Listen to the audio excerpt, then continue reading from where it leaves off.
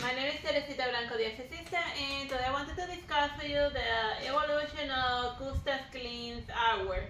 Well, at least according to his word, or at least according to his wife's memoirs, the de-evolution of Gustav Klimt's art, because she used to like better how he used to play paint back in the academy, and if you ask her or like get a necromancer to ask her, she said he got worse with time. But whatever.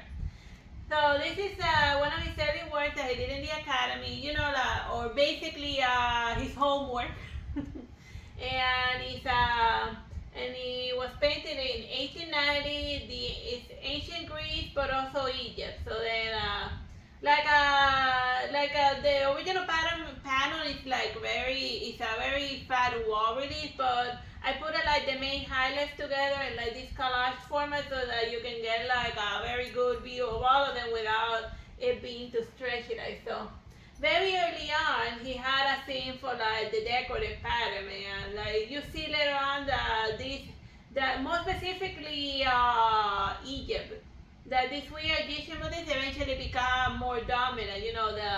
The gold combined with with the blues and the lapis lazuli. And maiden dress in gold. He's not painting with gold yet, but you can see that the pieces are there. And look at the fancy pattern in the skirt of that Greek maiden hiding back there. And even the woman, the way that he renders female bodies, he has right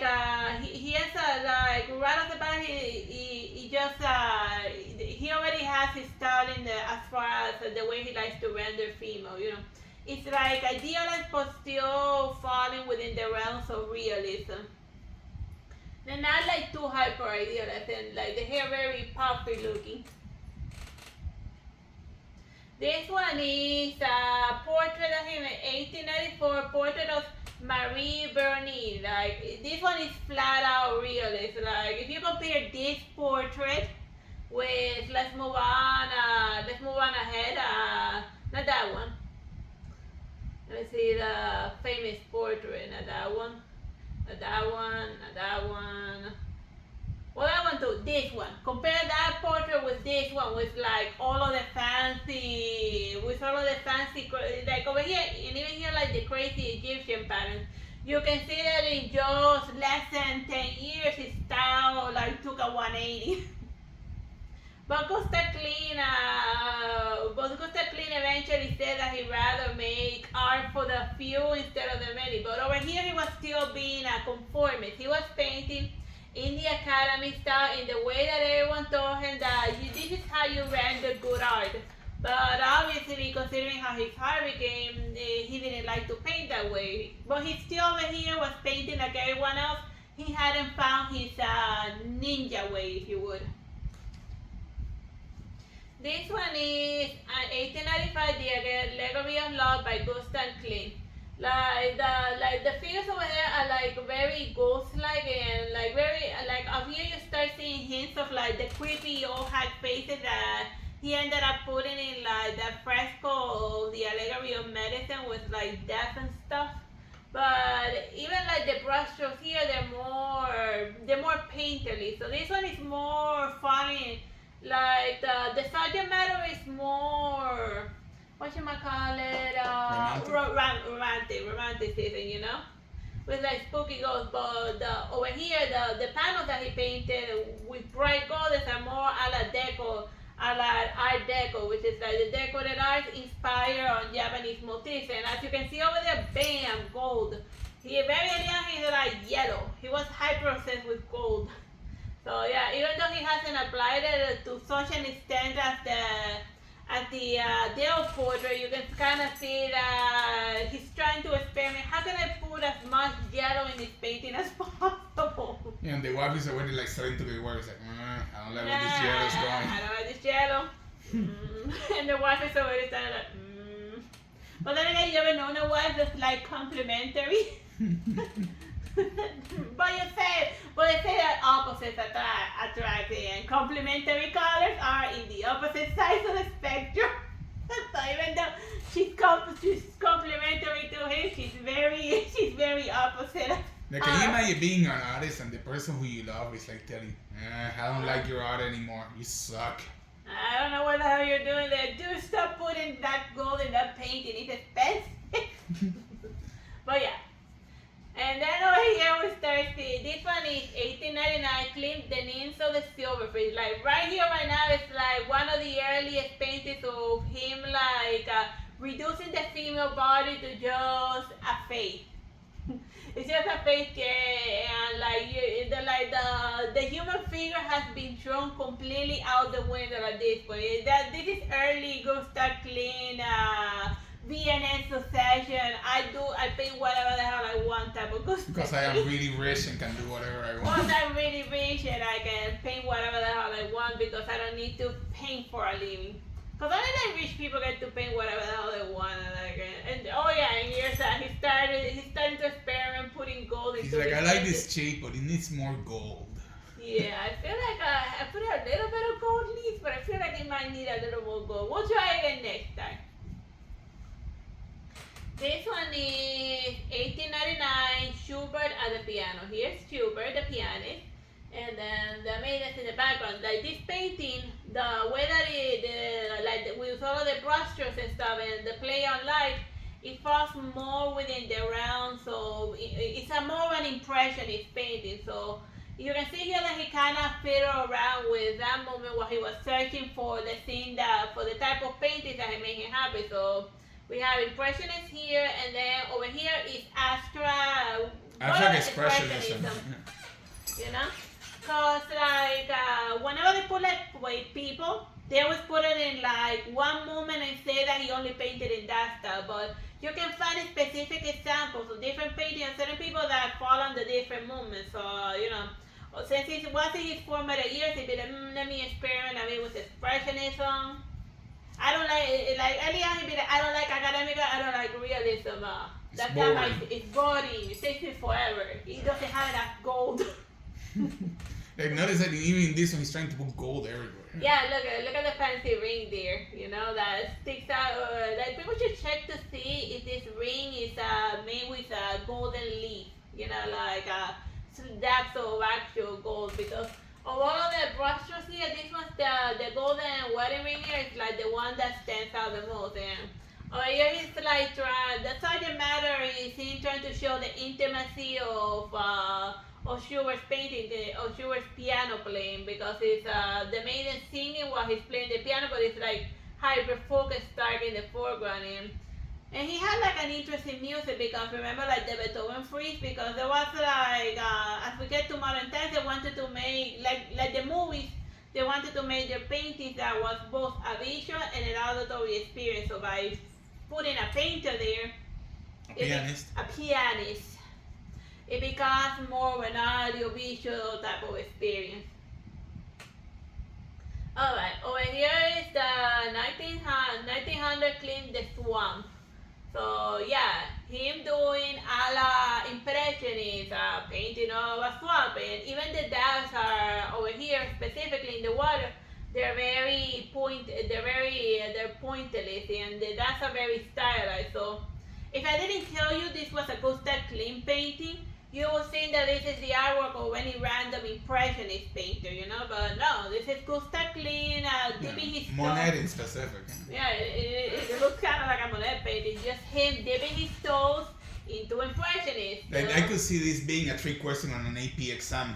Yeah. If you want to like be like the most biggest douche on the planet, throw this painting in the AP exam and ask them if and they put Degas, Monet, Manet, and Gustav Klimt. Which one is it? Which one? Also, Monet. Yeah, put Manet, Monet, Degas, where it has nothing to do with it, and then Gustav Klimt. Yeah. And then see how many people put Monet over there. No, Manet. Yeah. Just put Manet, Monet. Just be like the biggest student, put Manet, Monet in the multiple choice. Right. But yeah, this one would be the trick question in the exam. This is an impressionist looking painting, but that was done by Gustav Klimt, the guy that's all into gold. This one is Judith, 1901, with the head of Holofernes. So yeah, here's 100% him going full blown, 100% on gold. But it wasn't just gold, it was those Egyptian patterns that we saw in like the early paintings. You saw, well, let me see, show you again. Like see over here, the gold combined with the blue lapis lazuli. We see that same, so we see that same pattern again in the Judith painting. You see gold combined with like the beautiful blue lapis lazuli. But well, the story there is that it's that Judith like she seduced and then decapitated the enemy general Holofernes because she was a widow. So obviously this guy murdered her husband in like the war. So then you'd be like, you murdered my husband and cut off your head. So yeah, so then it's just she like a proud female. I cut off the guy's head. And some people have even speculated that this is a hidden self-portrait of Gustav Klimt just sticking there kind of like off to the side when he was like younger. Is that his wife? Maybe he's saying something. Maybe he's saying something about his wife. I don't know what that is. Maybe this painting said, check this out, my bitch wife. Because like, don't forget that by here she already hates his art. Yeah, she said that when Gustav Klimt started adding gold, his art went to hell. And even like the brushstrokes of like the hand and stuff is now more like impressionist. It's not like it's like you can even see like the brushstroke. It's not like a solid, clear form of it as it's shown in academic art. Is it running, bro? Yeah, still running. 11 minutes. And then over here we have the infamous Beethoven frieze. These are longing for happiness. And the other one is the hostile power. So why is there a monkey in the Beethoven frieze? Because they represent the hostile power. There's nothing more angry and more savage than. And don't forget the murder. So the weird Edgar Allan Poe story, the one where the monkey goes on a murder spree. Oh, okay.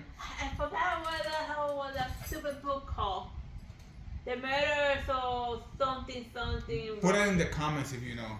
Yeah, you know that famous Edgar Allan book where there's some monkey murdering people and stuffing them inside chimneys. But yeah, that's the hostile power. These are the three furies. You can tell them because they have like the snake here. Are they Megarian Tisiphon. Is that Nemesis back there? Yep. Or Kira? Or Hecate. Because sometimes they add Hecate to the fury trio and then they become when you go from a trio and you A quartet? A quartet, yeah. Sometimes they're not a fury trio, sometimes they're a fury quartet. So then just the hostile powers. And then, this one represents like the beauty of the world and the longing for happiness, joyful. The weird and like the man and woman unified as a couple in like a loving embrace.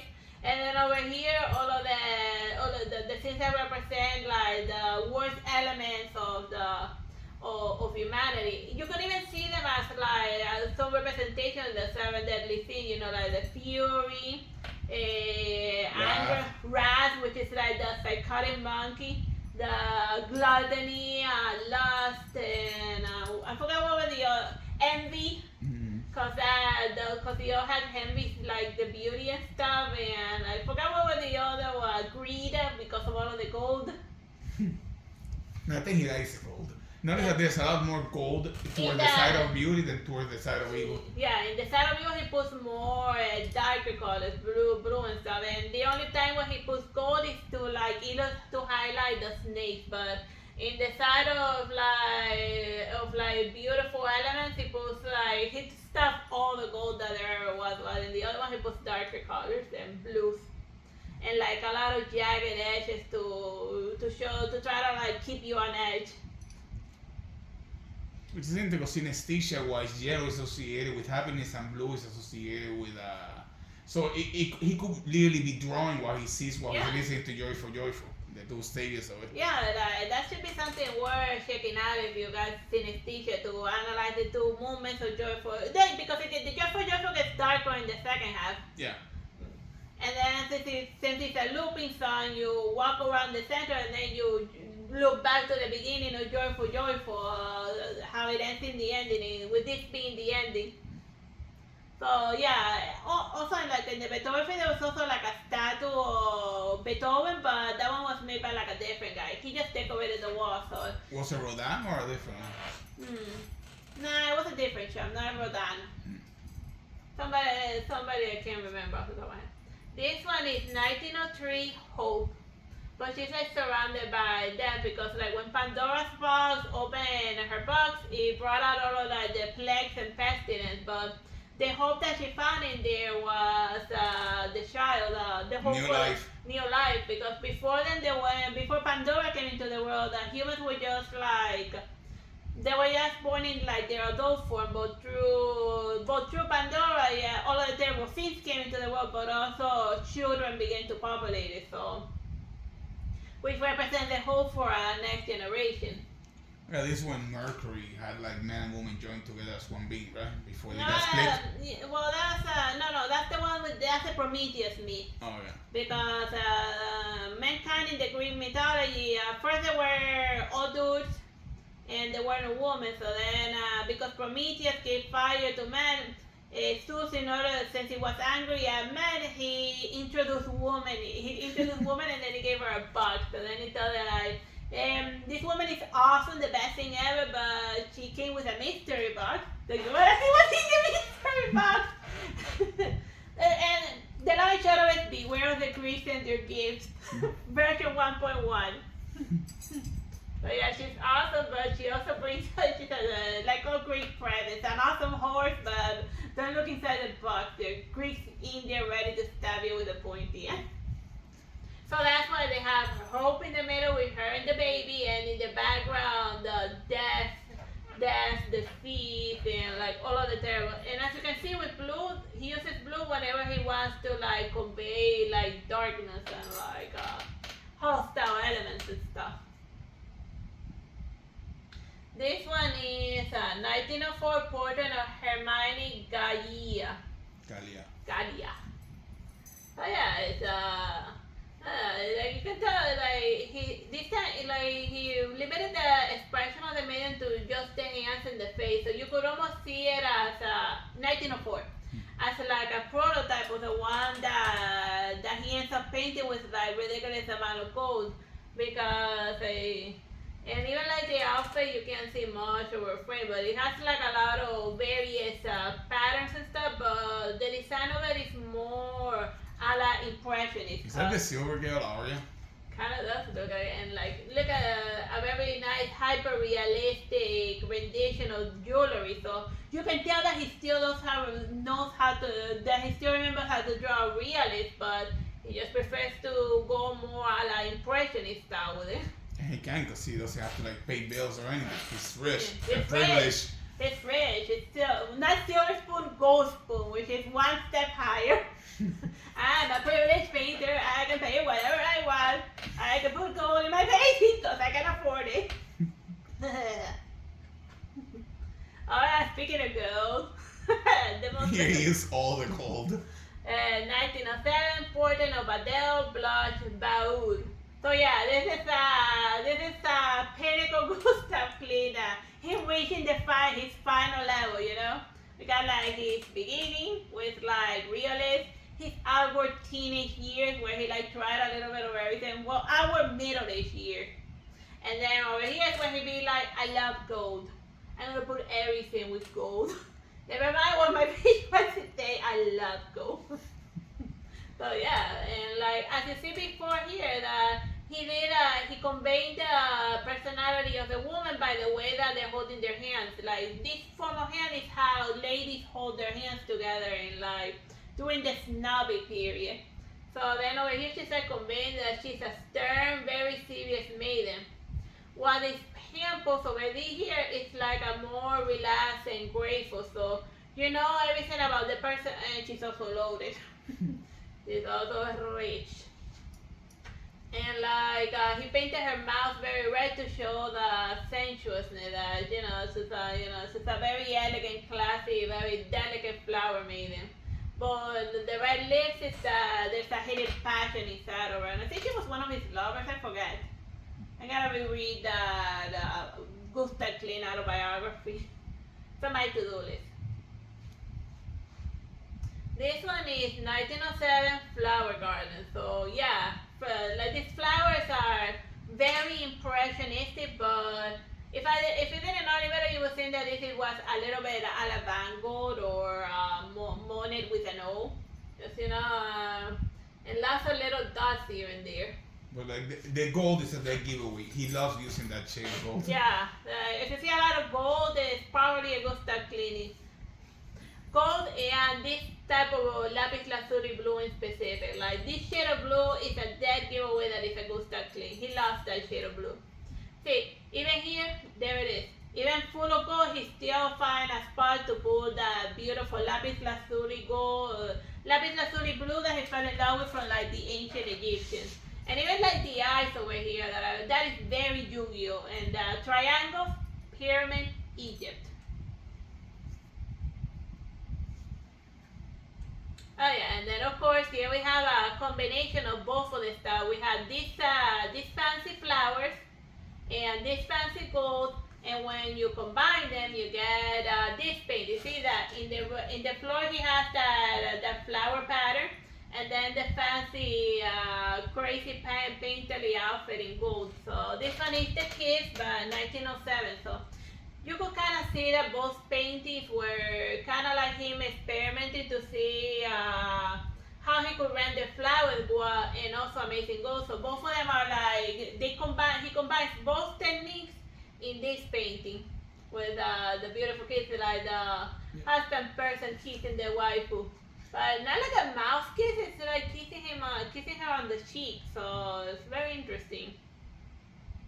This kiss in specific, or maybe he is about to kiss her on the mouth.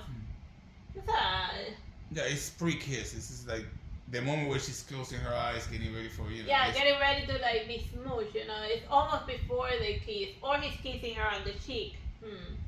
No, but this is also like the two styles that he has, like kissing. Like becoming one. Yeah, becoming one and like the hugging intimate. Like he first painted the same idea of the couple. Because know that she has a lot of flower patterns and he has a lot of gold patterns, so it's like the mixing of his two styles in one. Yeah, and also in the ground there's this flower style that he uses in nature with like his favorite gold. So over here it's like the perfect union of the two ways that he likes to roll. The fancy flower pattern and like the crazy like swirly gold. So this kiss is is where he harmonizes both of his styles of painting. This one is the Tree of Life, and then over there, look, the couple's hugging over there, and over here you see like this person in like the Egyptian eyes, and like over here this woman over here, but she's like her head is sideways, so it's a bit more like. And even like the stiff hand of the woman over there, can you see it in like the video? Mm-hmm. Yeah. It invokes the ancient Egyptian belief that that everyone's like sideways and stuff. So yeah, so this is so this is like very Egyptian. Where was it? I don't even think Gustav Klimt knew what the hell he was going for, because he said Byzantium, but no, it's ancient Egypt, as shown by that Egyptian relief at the beginning that I showed you. Well, this one is 1909 Mother with Children. So this is another one of those paintings where it just focuses on people's face to convey an impression and mood. Like the earliest rendition of that is, let me find the creepy little nymphs. That's a little bit of abstract expressionism. Yeah. And he went back to this again, remember this where it's just like a black shape and like just the face of the woman sticking out. So he went back to that to experiment with darkness and hyper focusing on people's faces just to convey an intimate mood. So yeah, you see, just mother and her children, the happy nappy time. And the wife is like, at least he stopped using gold now, but what is he doing? So yeah, Gustav Klimt's wife can be happy, he's no longer doing gold. This one is 1912, Ria Monk on her deathbed. So this one is a good friend of his that like kicked the bucket. So yeah, it's kind of like, remember when Monet painted his dead wife all in like covered in like blues and stuff, and as she's like dying and stuff. So he has another portrait of her being of his good friend, not his wife, a good friend of his. When she died, so then he just painted, and the flowers are like they convey like life and stuff, but you know it's a dead woman. It's a sad painting. You know, just, so you could say it's expressionism because it's expressing my good friend died. She's in a better place. She's no longer suffering. Rest in peace. Alright, we're now going. This was 1913 portrait of Eugenia Prima Vessi. Like this one is different because normally he does like his portraits with like ridiculous amount of gold, and if he does do nature stuff, he puts it in the background. But this time he did the reverse. He did like the outfit was like all of the crazy colorful colors, but then in the background that's where he threw the gold because those are the two things that he liked. Green color with like fancy color and like nice gold in the background. So there you have this made. And as before, the body's almost practically like stylized with just you can't even see the cursor. But the only thing you can see is like one hand, two hand, and the face of the maiden. She came out very blocky, but that's just him. The way that he decided to render females at this point, but he still did draw paint here and there like female bodies, but not that much. He just sort of fell out of it over time. So here's another landscape a la impressionist style, and it's a landscape again, but you know, but impressionist, you know, and even the depths over here are very impressionist, you know. So he went back to the impressionist. So he didn't like paint. So he just at least with landscape, he stuck to impressionism 100%. And here we are again. This one is 1916 portrait of the Baroness Elizabeth Bachofen. So yeah, like the way that she's framed, kind of like with a nice triangle in blue and white, she almost looks like a type of Virgin Mary. And around her you see like Japanese folks. So is it going through an anime face like all the impressionists? Yeah. Like all impressionists he went to. Because he has like a dragon curl around her. And, yeah, like this is Gustav Klimt in his anime face. Because like a lot of painters during that time period went through an anime face. We went through an anime face too. Yeah. So yeah, so this is him in his anime face. And look, he painted the feet this time. That's like a different blog where the Artsy Sister says that because he couldn't draw feet. But yeah, he painted a lot of feet. I guess he just didn't like it. He's like the what's his name? Quentin Tarantino. The anti-Quentin Tarantino. He just doesn't like feet. He's more of a hand guy. He likes hands better. So yeah, and even the makeup of the face of this maiden, and like with the bright red and the face super pasty, is mimicking over here like the way that like Japanese geishas and stuff would like paint their faces, you know, like pasty white, red lips, and like black eyebrows, and off you go to the brothel. So seriously, they didn't know that those were quarter cents there. That he painted this woman like a quarter cent, and he didn't know. He just thought it was an awesome picture of an Asian chick. Whatever. What it is not to know. And we got full circle. So yeah, this is a complete evolution of like Gustav Klimt's artwork. Bye bye and God bless. Good luck on those AP exams.